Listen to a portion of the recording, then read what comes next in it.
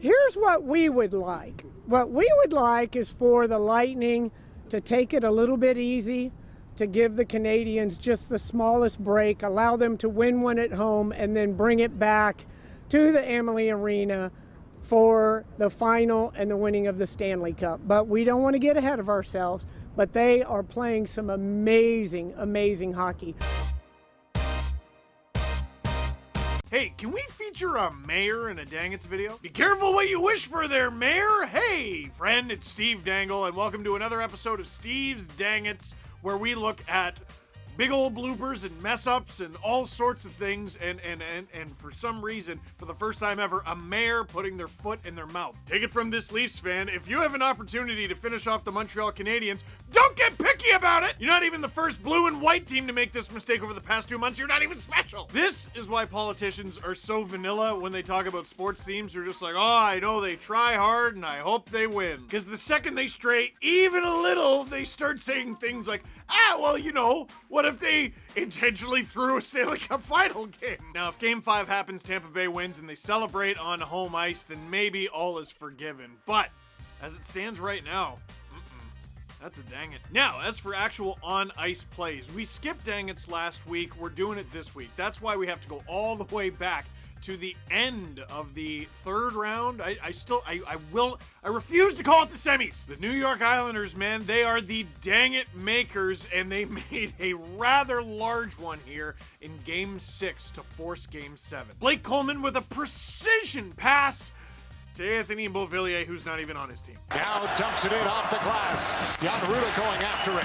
He'll play it off for Hedman, tipped around, but it is cut off by Bailey. And now turned over. Beauvillier scores! Anthony Beauvillier, overtime winner. We're going to Tampa for Game 7.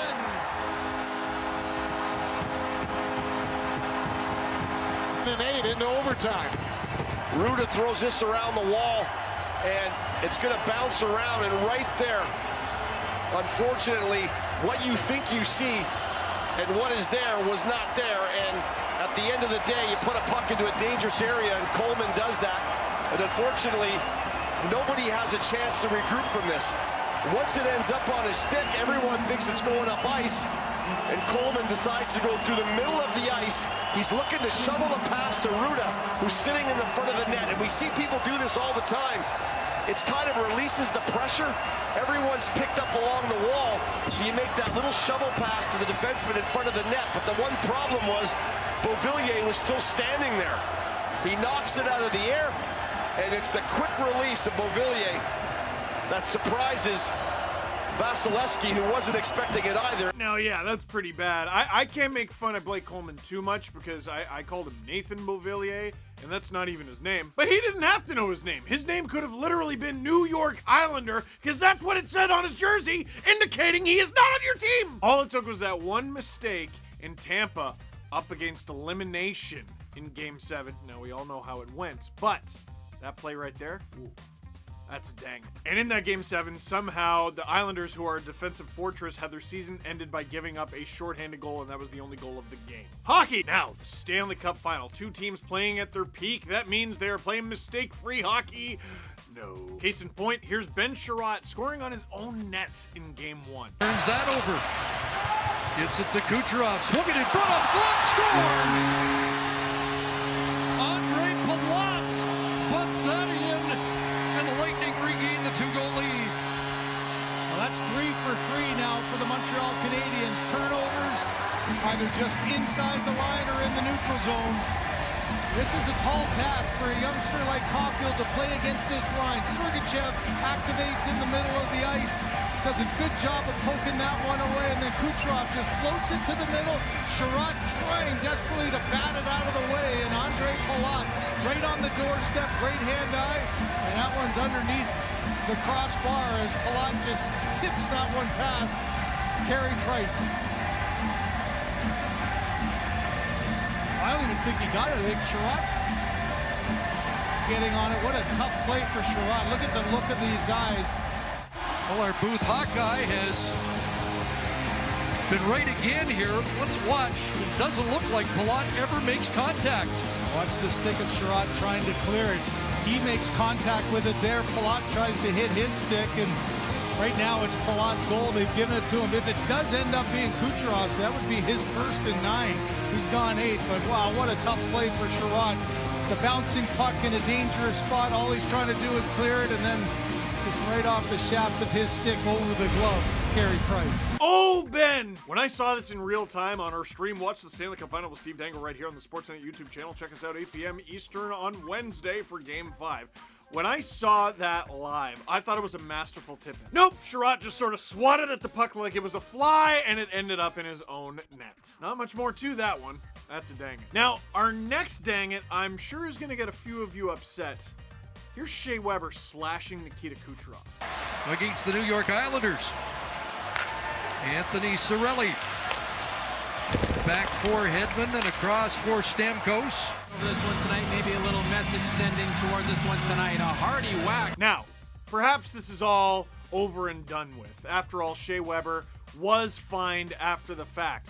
But there was no call on the play. Best officials in the world, let's go! Now, I saw a bunch of people call that a dive from Kucherov, and let me just say, give your head a shake. That opinion is a dang it. You can't, for his entire career, refer to Shea Weber as a man mountain who's stronger than a rhinoceros, and then when he two-hand slashes a guy, be like, it's nothing. And oh, don't worry though, I'm sure Shea Weber learned from this fine. Oh, wait a sec, what's that? He was fined earlier in these playoffs, and fines mean nothing! Stupid, silly, dumb. That's a dang it, and another dang it for that maybe not even being the most egregious missed call in this series. Now, next dang it, Andrei Vasilevskiy. I have said many times, I wonder if Andrei Vasilevskiy is the best goalie playing in the NHL today. I wonder if we are watching a guy in the first half of what will end up becoming a Hockey Hall of Fame career. He'll have the numbers, he'll have the hardware by the end of it. He is truly a special goalie. And that being said, he allowed this. From the draw,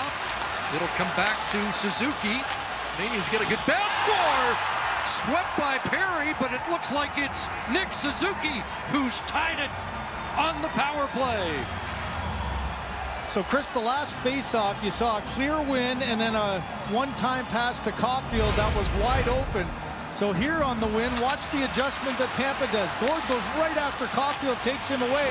That leaves Perry in front. I'm not even sure Perry touched it. It's another one that just filters its way through. 2 swings at it. McDonough was trying to get it. Perry was as well. Look at the reaction of Vasilevskiy. Looking up and around the traffic in front, and he just misses this one 5-1. Suzuki's just like, I'll take it. Nick Suzuki with a backhander on net that went so slowly, I'm surprised Vasilevskiy didn't at least stop it by accident. But it just sort of finds its way through. He never picks it up, and it's in. Stanley Cup Final, perhaps not the best time to allow one of the worst goals you've ever allowed. That is a dang it. Now, there have been some defensive miscues in the Stanley Cup Final. So far, it's not over at the time that I'm shooting this. This one from Joel Edmundson, late in a game that Montreal had a really good shot at tying, might be the worst. Palat steps up, and he comes up with the puck and flips it back in. Edmondson reversed it, grab, scores!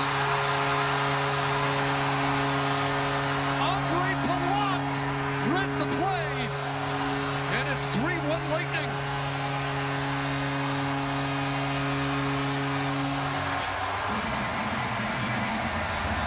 You wonder whether Palat yelled or not, because deep in the corner was Petrie. Watch 26, he's coming back. Does he give a yell? And that's just a great read by Palat, who gets there first. You could tell the reaction of Edmondson. He didn't put it far enough back. Maybe a bad angle. Yeah, that's a soft one just off to the side. Look and see how far Petrie was, and Price wasn't expecting it. Often as a goaltender, you know your D are going to go D to D reverse, but he doesn't react to it. He's still looking the other way, and that one's a bank in off the right skate of Carey Price as Palat makes it 3-1. What? Who? Joel Edmundson just casually playing the puck behind the net. He does have Nikita Kucherov tailing him, but he's in full control of the situation. Jeff Petrie, his defense partner, is there. in the corner. I would love to know what happened here. What was it, an errant pass? Did one of Kucherov or Andre Palat, who ended up scoring the goal, did one of them go like, hey? Like, do they know how to do a Jeff Petrie impression? Oh, wouldn't you love to know that? What player in the NHL does the best impression of other NHL players? I need to know this. But that play from Edmondson, who's been so good for Montreal since being acquired in the offseason, oh, that's a dang it. In Edmondson's defense, sometimes you screw up as an individual, but other times you screw up as a team. A 2-on-0 in the Stanley Cup Final? Gallagher over on the left side for Lehkonen as the Canadiens start a change and a stretch pass. Palat in, but he missed the pass in front. Scores! Kucherov there as the Canadiens get caught. And a 2-on-1 break leads to a Kucherov goal. We've seen it this entire series. Turnovers have ended up in the back of the net. And I mentioned the matchup game. You ended up with Danault line out against Cirelli. Now everyone's trying to change. Danault's going off here because you don't have the matchup you want. The defense, the long change. What a bad change there. Getting the wrong guy at the wrong time. Cernak has the presence of mind to just get it up quickly. A bobbling puck by Palat, and how about that? Chases it down, slides it across.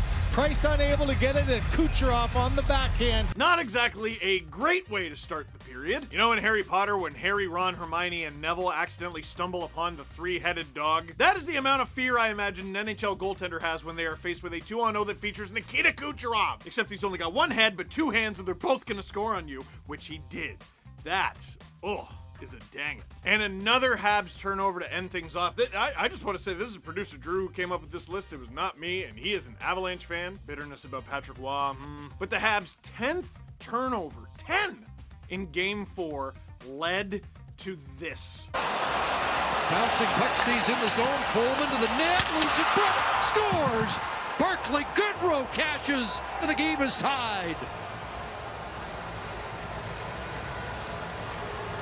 Well, Anderson's arguing that he got pushed in as he took it to the net. You're right, Chris. I think that's the size of Anderson and the speed that he has as you look at the Tampa crowd. You've got to take this one and take it hard to the net. Force the defender to push you into the goaltender. That's what he does to the outside. Unable to get the shot, gets knocked over as Vasilevskiy makes the poke check. I mentioned turnovers. Here's the 10th. 10 seconds or less off of a turnover. As what a play by McDonough.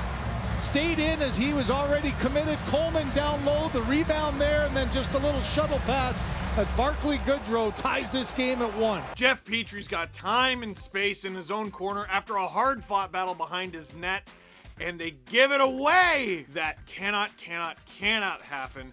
That is a dang it. However, the Montreal Canadiens fight back. They kill off a 4-minute power play to end the third period and to begin overtime. 3 minutes of that was in overtime, and they win Game 4, forcing Game 5. That is a hat pick, but we haven't gotten to that video yet, have we? So, what'd you think of that Dangus video? Did we forget any? Leave a comment in the comment box down below, but for now, that is it for this one. Thank you very much for watching. Click like if you like this video. Click subscribe if you really liked it. Tell all your friends. Watch the Stanley Cup Final with Steve Dangle live on the Sportsnet YouTube channel, 8 p.m. Eastern tomorrow. Or today, depends on when you're watching the video. Wednesday. It's on Wednesday. Look at the, you don't know when the games are?